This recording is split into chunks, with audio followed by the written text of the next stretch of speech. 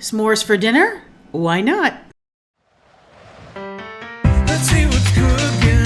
Let's get the facts. Let's see what's cooking. It's time for Yo-Yo Max 12. Hello everyone. First thing we need to do is recreate the graham crackers. Now this is a real graham cracker. You can see it's kind of a rectangle. It's got little holes, perforations. So to recreate this, but in a savory form, I'm using whole wheat bread. Roll the whole wheat bread with a rolling pin until it was very, very flat. And then I used a real graham wafer cracker just to cut out the right size. You don't want the crust, you just want the center part of the bread. Then you need to recreate those little perforation marks and those little holes.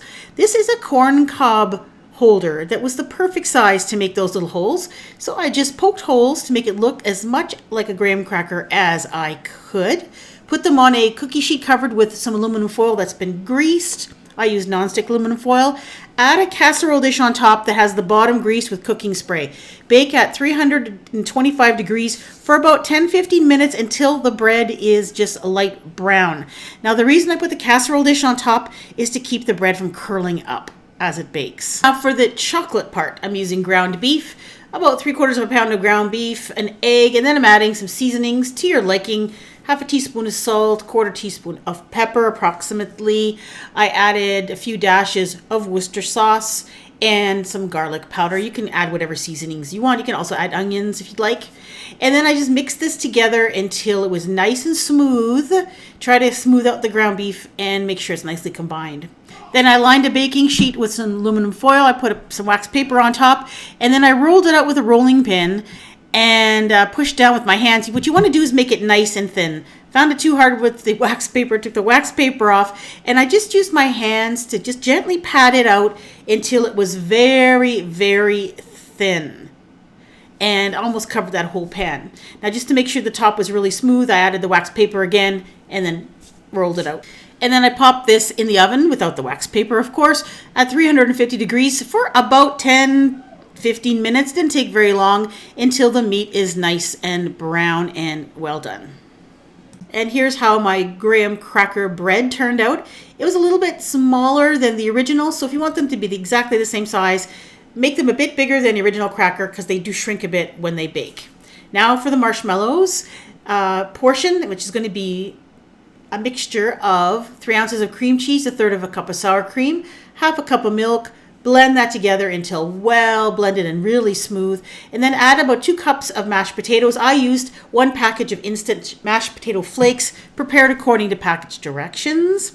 Blend that together. Now you want these to look like marshmallows, so they have to be really smooth and creamy looking. So I just continued to add hot milk a little bit at a time and continued to blend until they were super creamy and the color lightened up. And I switched bowls because that other bowl was way too small. And they're going to be almost gluey like. I know that doesn't sound appetizing, but you need them to be pasty and they need to be very, very smooth and they need to look like marshmallows.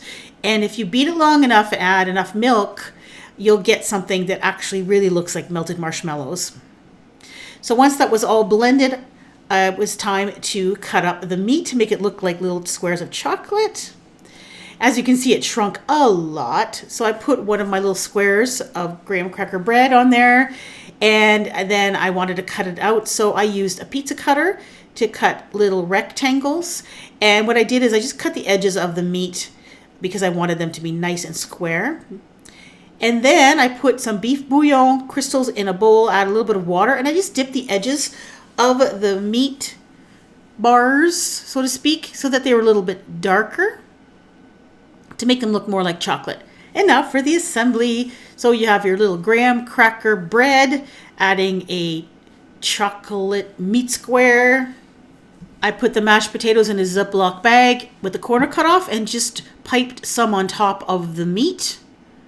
And as you can see just how smooth that is and marshmallow-like. And then another bread rectangle on top and give it a push so that it squishes out the sides like a real marshmallow. And there's your s'more. Doesn't it look real? These taste, well, they taste like a hamburger potato sandwich kind of a thing because you have the bread, potatoes, and you have meat, like a little hamburger. I had actually put these in the fridge after I was done making them. And Max opened the fridge and says, "Oh, hey, you made s'mores. Great." I said, "Yeah, I did. Why don't you give one a try?" And then he took a closer look at them and realized that they weren't. But they totally fooled him when he opened that fridge door and saw them there. And I think they'll fool anyone initially when you first take a look at them. But how fun would it be to have s'mores for dinner? And then you can make any one of these other great Food That Fools recipes where you can have your dinner for dessert. So go ahead and click on your screen to see more Food That Fools. Thank you so much for watching. Bye-bye.